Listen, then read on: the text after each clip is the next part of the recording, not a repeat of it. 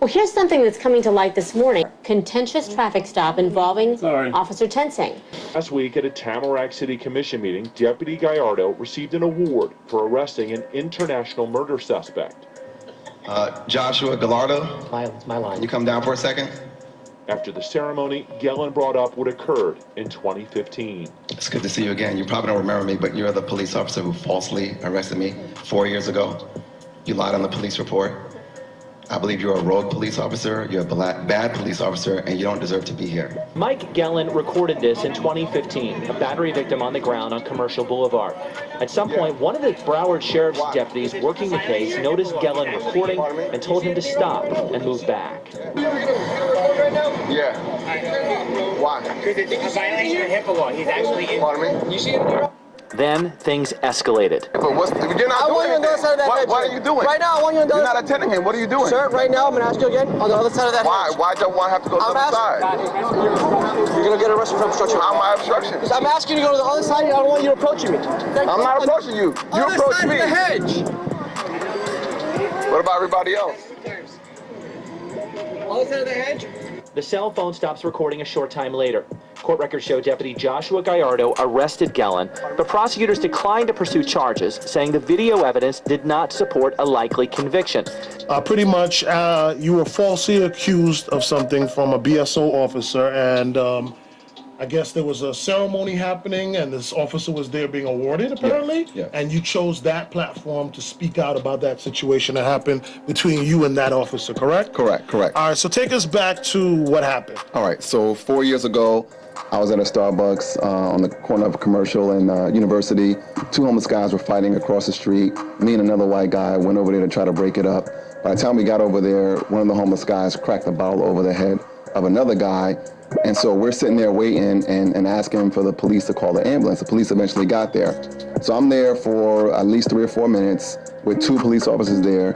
You can hear me on video saying, where the F is the ambulance? Because this guy's on the ground suffering. Right. So I'm recording the whole time. All of a sudden, this deputy comes on the scene, and we're there chilling for a couple of minutes, no issues. One of my homeboys comes by, and I say, what's up? It happens to be Commissioner Marlon Bolton, who serves with me now. And he noticed that I was recording, and he ordered me to stop recording. So I ask him why. He tells me to back up. He tells me if I don't back up, he's going to arrest me. So of course I back up. Right. And I said, well, what about everybody else? Because you're only asking me to back up because I'm recording. And once I said, what about everybody else? He just arrested me. Wow. So for no reason, I didn't commit any crime. I didn't break any laws. He just arrested me. Took you to jail? Took me to jail in the back of the police car, embarrassed me, humiliated me. I'm meeting Commissioner Bolton for the first time. And all of a sudden, you know. And you're being arrested? I'm being arrested. Then I was put in a paddy wagon. I was sent to Pompano Beach, then put in a paddy wagon, sent downtown. So I was locked up. And that's scary. That's scary, yeah. Because they put you in that paddy wagon, you feel like you can't breathe. I've been in one. You feel like you can't breathe. It's dark, and unless they want to put on a light in the air. No seatbelt. Yeah, no seatbelt, so you're bouncing around. Yep. And this was as a commissioner? No, this was 4 years ago. Okay. I had ran for mayor in 2014 and lost. Okay, gotcha. So he's been in the community. He should have known who I was, but he didn't. And so I was meeting with Marlon Bolton to tell him lessons of what I learned in losing the election for mayor. He eventually became city commissioner, but I had to suffer through that humiliation and embarrassment. But within a month, less than a month, the state attorney refused to prosecute the case once he saw my video because there were lies on the police report. So what was said on the police report? Like, why did he say that you resisted arrest? Yeah, so that was just a made-up story. I did not resist arrest. He said on his police report that he told me I could video from another area. That's not true. He ordered me to stop videoing. And so he just made up the story. He made up lies to justify the arrest because there was no reason to arrest me. Wow. So, you know, that stayed in the back of my mind for many years. And what also stayed in the back of my mind is how many other people has he done this to in the last 4 years, and how many people will he do this to if I don't speak out? Wow. So this moment happens now, where after all these years and you dealing with that, and people don't understand, like, you know, these are moments in our lives, but they affect, you know, your relationship with police. Yes. How you talk to maybe your kids or family about police. Yes. It's like a domino effect. Most people definitely. don't really wrap their head around Most of definitely. how it's life-changing. Yes, yes. In fact, I consider not running for office last year because I knew my mugshot was out there on the internet. Wow. So it has a big impact. Yes. So tell me about this moment now where you're able to actually confront. He was being awarded for something? Yeah, so he did something, he did something good.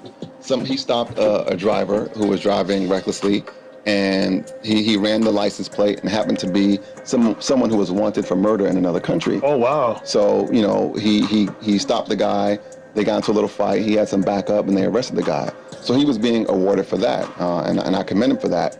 But, when I saw his name on the list, I got that flashback, and it brought me back to that day. And so, I wasn't sure what I was going to do, but I did want to see him, face to face, eye to eye, and you let him know that the person that he arrested is a commissioner now. But when that moment came, when I called him down, I just felt like I had to let him know that what he did to me was wrong, and so I just called him out. So the original thought process was just to say, hey, years later you arrested a commissioner, but something else came over you? Yeah, something else came over me where I said to myself, is it going to be right to let this moment pass without saying something? Because then in his mind, it might be okay for him to continue to arrest people and lie on a police report and just get away with it. Because I went through the process. I filed a complaint with Internal Affairs, and they found it in his favor. They didn't really... What do you mean by fine in his favor? So they just believed what he had to say over what I had to say. And they didn't fully review the video. Because the state attorney reviewed the video and decided not to press charges. Right. So the evidence was clearly there. But, the police officers, unfortunately, there's a reputation that they look out for each other, even when they're in the wrong. Right. And that's something that we need to clean up. There needs to be more accountability. Well, here's something that's coming to light this morning. Video of another contentious traffic stop involving Officer Tensing. Last May, he pulled over two black men who felt that they weren't being treated fairly. Take a look here at the exchange that he had with passenger Demetrius Pace. I need your name, your date of birth. Demetrius. I need your date of birth. I'm not giving you that. Okay, if you refuse to identify yourself, we have a charge. What's the charge? What's the charge? Refuse to What's your identify. charge? What's your charge? I just told you my name. Why are you What's the interrupting charge? me? You asked I'm me a not. question. What's the charge? Step out of the car. What's the charge? Step out of the car. For what? Step out of What am the I car. stepping out the car for? Because I asked you to. What am I stepping out for? Step out of the car. What am I stepping out for? Identify yourself. Step out of the I car. just told you who I was. We're asking for your supervisor. It doesn't matter. Just We're because you asking asked, for your I have to- supervisor. I have to provide No, we're you. asking, are we free to go? Can you write the ticket so we can go? You're not free to go right now. Okay, what are we doing then? What are we doing? We're not being detained right now. Okay, being detained for what? Right? We're being detained for this? You guys wanted the supervisor? It don't matter. Law enforcement analyst Harry Hauk joining us now for more. So first of all, I'm just wondering what your first reaction is to that video, Harry.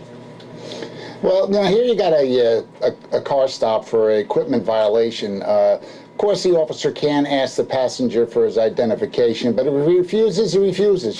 Just write the summons here for the bumper being broken and let them go on their merry way. Now, the fact is, if the police officer had stopped them, let's say they both fit the description of an armed robbery suspect in the same type of vehicle, it would have been a different story where the officer could have pulled them out of the vehicle and identified both of them. So, and you hit it on the head. This was, the car's bumper was apparently dragging. Right. Is that protocol to ask somebody to step out of the car? Well, it's not protocol, but an officer can ask the driver to step out of the vehicle.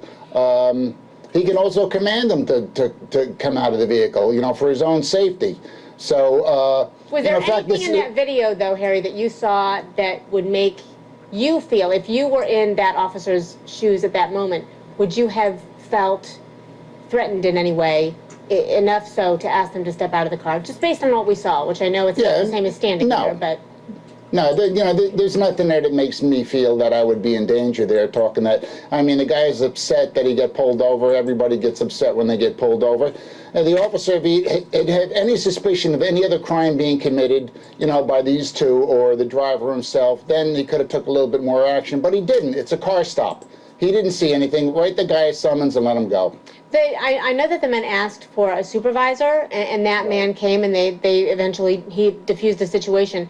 But just for reference, is that a smart thing to do? If you don't agree with what an officer is saying to you when you're in a car, can you say, I want to talk to a supervisor? And what's the protocol there? Do they usually come out to the scene, as they did in this one? You can say whatever you want, but, it all depends on the stop. if I'm stopping you for a possible felony or some other crime, and you're requesting for, you're not going to get a chance to request it anyway. I'm getting you out of the car because you fit the description of a suspects, But on something like this, you're requesting supervisor. Can you call your supervisor? Yeah, you don't have to call your supervisor. I would have just wrote the guy a ticket and then let them go on their merry way here. I mean, this shouldn't have escalated to the point where it did.